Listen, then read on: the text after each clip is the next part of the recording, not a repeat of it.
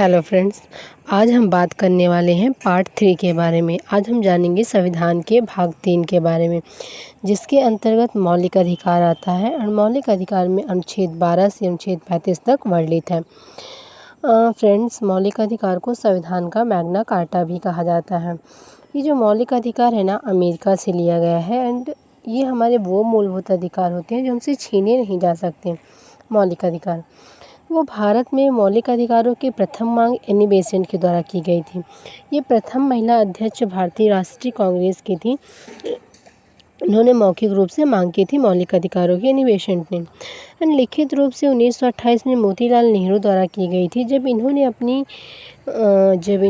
Nehru report प्रस्तुत की थी, तब लिखित रूप से मांग की गई थी। एंड 1931 में कराची अधिवेशन के दौरान मौलिक अधिकारों की कांग्रेस के द्वारा मांग की गई थी। फिर 1931 में ही गांधी जी के द्वारा द्वितीय गोलमेज सम्मेलन में लंदन में मौलिक अधिकारों की मांग की गई थी। 1945 में ही पंडित तेज बहादुर सप्रू के द्वारा तेज बहादुर सप्रू समिति का गठन किया। इस समिति को ये काम सौंपा गया कि आप अपनी रिपोर्ट बनाकर ये बताएं कि संविधान में कौन कौन से मौलिक अधिकार रखे जाएं जो भारतीयों को दिए जाने चाहिए। तो तेज बहादुर सप्रू ने ही ना 2 प्रकार के अधिकारों की बात कही। पहला देखो, ऐसे अधिकार जिन्हें हमसे छीन लिया जाए तो उसके लिए हम न्यायालय में नहीं जा सकते। वो अनुच्छेद जो है ना वो 12 से 35 तक है। देखो, अनुच्छेद 12 से 35 तक ऐसे अधिकार हैं। अनुच्छेद 12 से 35 तक जो हमारे अधिकार है, अगर वो हमसे छीन लिए जाए तो हम न्यायालय में जा सकते हैं। एंड दूसरे वह अधिकार हैं जिनसे हमें वंचित कर दिया जाए तो हम न्यायालय में नहीं जा सकते।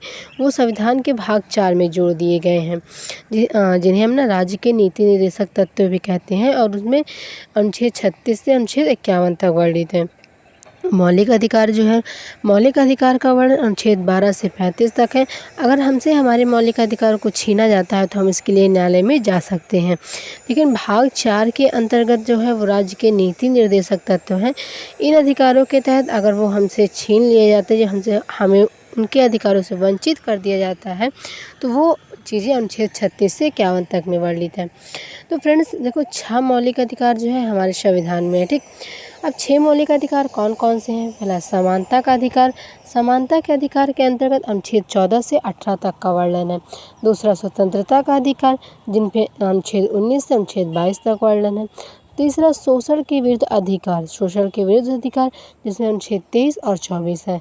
चौथा, धर्म के प्रति स्वतंत्रता का अधिकार, जो अनुच्छेद 25 से अनुच्छेद 28 तक है। पांचवा, सांस्कृतिक एवं शैक्षणिक अधिकार, जिसमें अनुच्छेद 29 और 30 है।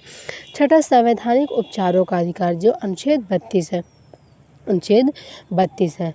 अनुच्छेद 12 में राज्य की परिभाषा, अनुच्छेद 12 में राज्य की परिभाषा मौलिक अधिकारों को परिभाषित किया गया। अनुच्छेद 12 के अंतर्गत राज्य की परिभाषा और मौलिक अधिकारों को परिभाषित किया गया है। अनुच्छेद 13 में संसद को अधिकार है। अनुच्छेद 13 में संसद को अधिकार है कि वह मौलिक अधिकारों की मूल संरचना में परिवर्तन किए बिना संशोधन कर सकती है। यह तब तक ही संशोधन करेगी जब तक किसी के मौलिक अधिकारों का हनन ना हो, ठीक। देखो, अनुच्छेद 12 में क्या है? राज्य की परिभाषा, मौलिक अधिकारों को परिभाषित किया गया है। और अनुच्छेद 13 में क्या है कि संसद को अधिकार है कि वह मौलिक अधिकारों की मूल संरचना में परिवर्तन किए बिना संशोधन कर सकती है, और यह तब तक ही संशोधन करेगी जब तक किसी और के मौलिक अधिकार का हनन ना हो। तो अनुच्छेद 14 में क्या है? अनुच्छेद 14 विधि के समक्ष समानता के बारे में वर्णन है। अनुच्छेद 14 में विधि के समक्ष समानता के बारे में वर्णन है। इसमें किसी भी व्यक्ति को कानून के समक्ष समान नज़रों से देखा जाएगा, लेकिन अपवाद स्वरूप, मीन्स भारत का राष्ट्रपति हो या राज्यों के राज्यपाल को विशेष शक्ति थोड़ा मिलती है। अधिकार कानूनी रूप से प्राप्त है। तो अनुच्छेद 361 के तहत भारत के राष्ट्रपति या राज्यपाल के प्रति भारत के किसी भी न्यायालय में केस नहीं दर्ज किया जा सकता, ठीक। अब अनुच्छेद 15 में हमारा धर्म, जाति, मूल वंश, लिंग, जन्म स्थान के आधार पर भेदभाव नहीं किया जा सकता। जो अनुच्छेद हमारा 15 है उसमें धर्म, जाति, मूल वंश, लिंग, जन्म स्थान के आधार पर भेदभाव नहीं किया जा सकता।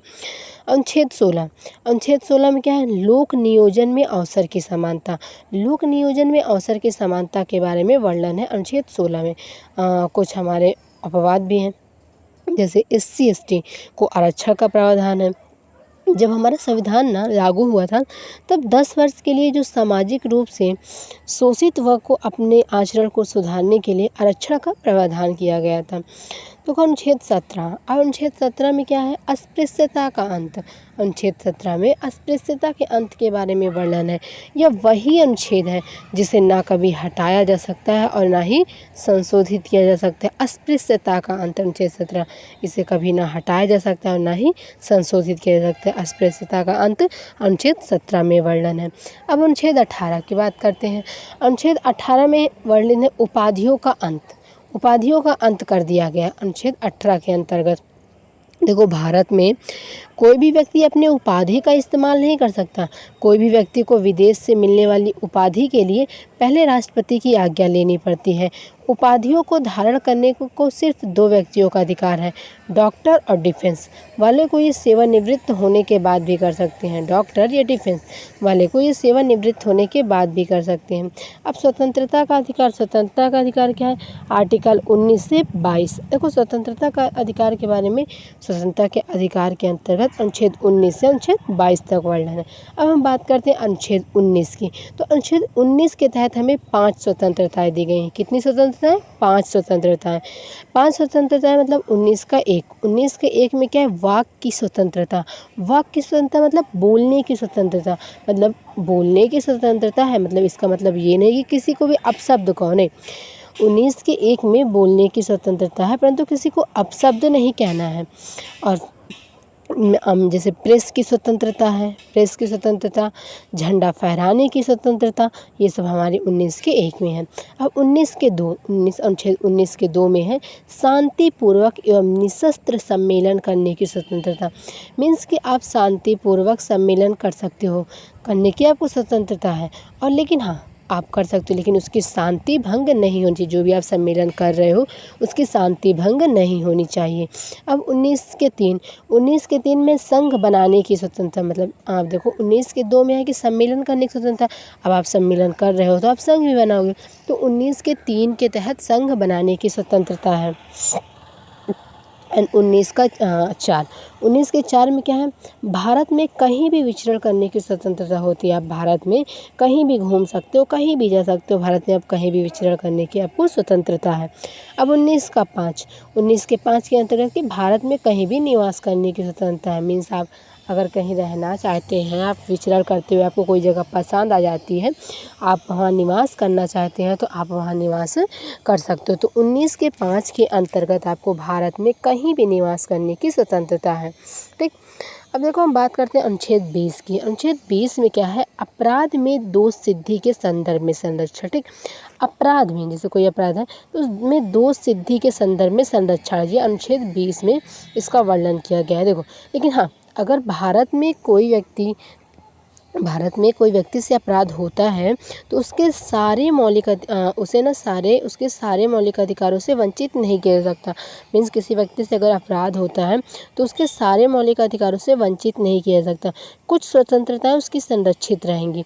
अपराध सिद्ध होने से पहले उस व्यक्ति को अपराधी नहीं कहा जा सकता। ठीक, और ना ही अपराधी घोषित किया जा सकता। मतलब अगर कोई व्यक्ति अपराध करता है तो जब तक उसका अपराध सिद्ध नहीं हो जाता तो हम उस व्यक्ति को अपराधी नहीं कह सकते, ना ही उसे अपराधी घोषित किया जा सकता। ये हमारे अनुच्छेद 20 में इसका वर्णन है कि अपराध में दोष सिद्धि के संदर्भ में संरक्षण। और देखो, एंड किसी भी व्यक्ति को अपने ही खिलाफ गवाही देने के लिए भी मजबूर नहीं किया जा सकता।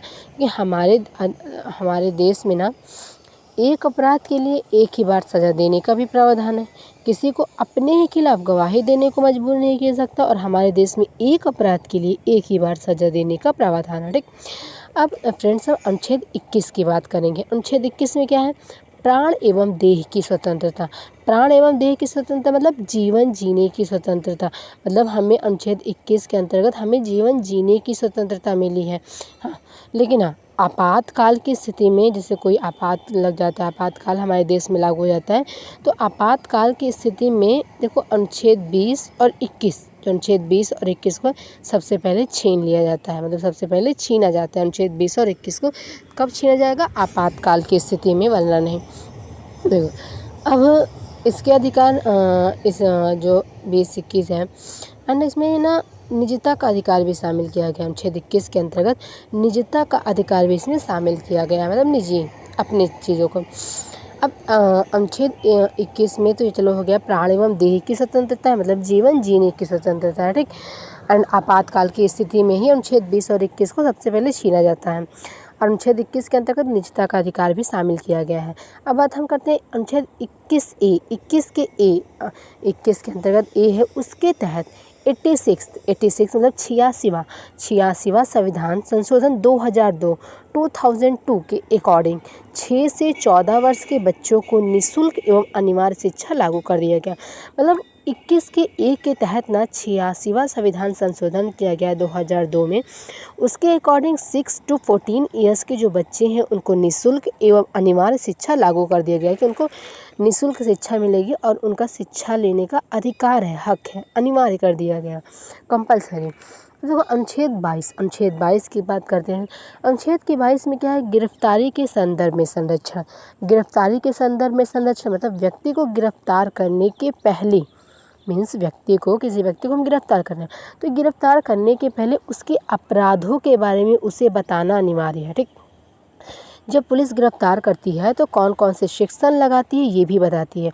और अगर वह अपने लिए वकील मुहैया नहीं करा सकता, मतलब जिस पर्सन को आप पुलिस गिरफ्तार कर रही है, अगर वो पर्सन अपने लिए वकील मुहैया नहीं करा सकता तो सरकार की तरफ से उसे वकील भी मुहैया करवाई जाएगी, वकील भी उसे प्रोवाइड किया जाएगा। तो अनुच्छेद 22 के संदर्भ में गिरफ्तारी के संदर्भ में संरक्षण के बारे में है, ठीक। अब अनुच्छेद 19 से 22 से स्वतंत्रता का अधिकार खत्म होता है। अब नेक्स्ट हमारा है शोषण के विरुद्ध अधिकार। शोषण के विरुद्ध अधिकार के अंतर्गत अनुच्छेद 23 और 24 है। तो अनुच्छेद 23 में क्या है कि मानव तस्करी एवं बलात् श्रम पर प्रतिबंध है। मानव तस्करी एवं बलात् श्रम पर प्रतिबंध मतलब जैसे कि लोगों को खरीदा या बेचा या गुलाम या कोई भी जबरन कार्य नहीं करवा सकते। देखो छोटे बच्चों को बलात् श्रम प्रतिबंध मतलब कि जो 14 वर्ष से कम आयु के बच्चे उनसे ज़बरदस्ती काम करवाना, फैक्ट्रीज में काम करवाना अलाउ नहीं है। मानव तस्करी लोगों को बेचा जाता है, मतलब कुल मिला के लोगों को खरीदा या बेचा या गुलाम या कोई भी जबरन कार्य नहीं करवा सकता। इसमें मौलिक अधिकारों को उसका हनन हो रहा है तो मौलिक अधिकारों का हनन माना जाएगा। तो अनुच्छेद 23 के अंतर्गत मानव तस्करी एवं बलात् श्रम पर प्रतिबंध लगाया जाएगा। प्रतिबंध के बारे में वर्णन है। अनुच्छेद 24 बाल श्रम पर प्रतिबंध। बाल श्रम पर प्रतिबंध मीन्स बाल श्रम मीन्स बच्चों से श्रम करवाने पर प्रतिबंध। अनुच्छेद 23 में जो बलात् श्रम था उसका मतलब जबरन कोई कार्य नहीं करवा सकता। और अनुच्छेद 24 में बाल श्रम पर प्रतिबंध। तो बाल श्रम पर प्रतिबंध मतलब हमारे देश में ना 14 वर्ष तक के बच्चे को या उससे कम आयु के बच्चे को किसी भी सार्वजनिक स्थान पर काम नहीं करवाया जा सकता और ना ही उसे अपने घर में नौकर के रूप में करवाया जा सकता है। देखो अनुच्छेद 24 में बाल श्रम पर प्रतिबंध के बारे में वर्णन है अनुच्छेद 24 के अंतर्गत।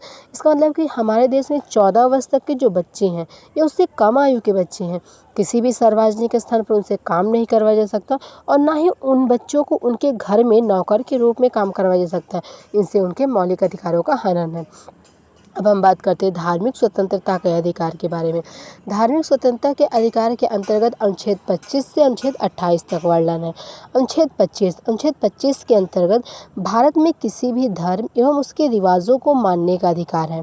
भारत में किसी भी धर्म एवं उसके रिवाजों को मानने का अधिकार है। ये हमारी धार्मिक स्वतंत्रता है जो हमसे छीनी नहीं जा सकती। तो आप चाहे तो धर्म ही बदल सकते हो। अनुच्छेद 25 के अंतर्गत एक धर्म एवं उसके रिवाजों का मानने का अधिकार है और ये हमारी धार्मिक स्वतंत्रता है जो हमसे छीनी नहीं जा सकती। आप देखो, आप चाहो तो धर्म बदल सकते हो।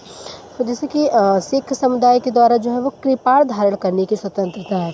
उन्हें देखो आर्टिकल 25 मतलब अनुच्छेद 25 के आधार पर ही दी गई है कि जो सिख धर्म के लोग हैं उन्हें गुरु गोविंद सिंह के द्वारा 5 का कार्य अनिवार्य किए गए थे। गुरु गोविंद सिंह के द्वारा 5 का कार्य अनिवार्य किए गए थे धारण करने के लिए। वो 5 का कार्य क्या है? कच्छा, कड़ा, कंघा, कृपाण, केस। कच्छा, कड़ा, कंघा, कृपाण, केस। ये उनके क्या है? गुरु गोविंद सिंह के द्वारा 5 का कार्य उनको अनिवार्य किए गए थे कि वो उन्हें धारण करेंगे। तो जो सिख धर्म के लोग हैं ना, यहाँ तक कि संसद में भी अपने कृपाण ले जा सकते हैं क्योंकि वो उनके धार्मिक स्वतंत्रता है, धार्मिक रीति रिवाज है। पर यहाँ सिखों के लिए एक शर्त, एक कंडीशन लगती है। कंडीशन ये है कि सिख धर्म के लोग जो है ना, लोगों की कृपाणना उनके म्यान में ही रहनी चाहिए। बाहर निकलने पे वो हथियार ही समझे जाएंगे। अब अनुच्छेद 26 में क्या है? धार्मिक कार्यक्रम एवं किसी भी धार्मिक सम्मेलन को करने की स्वतंत्रता है।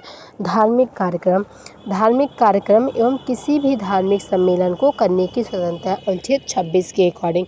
अनुच्छेद 27 के अकॉर्डिंग क्या है? भारत में प्रत्येक धार्मिक आय को कर मुक्त समझा जाएगा। अनुच्छेद 27 में भारत में ना प्रत्येक धार्मिक आय को कर मुक्त समझा जाएगा। अनुच्छेद 28 में क्या वर्णन है? अनुच्छेद 28 में भारत में किसी भी शैक्षणिक संस्थान में शिक्षा धार्मिक नहीं दी जा सकती। भारत में किसी भी शैक्षणिक संस्थान में शिक्षा धार्मिक नहीं दी जा सकती। लेकिन भारत के अल्पसंख्यकों को ये अधिकार है कि वो अपने लिए अलग से धार्मिक संस्थानों की स्थापना कर सकते हैं। जैसे कि मदरसे खोले जाते हैं।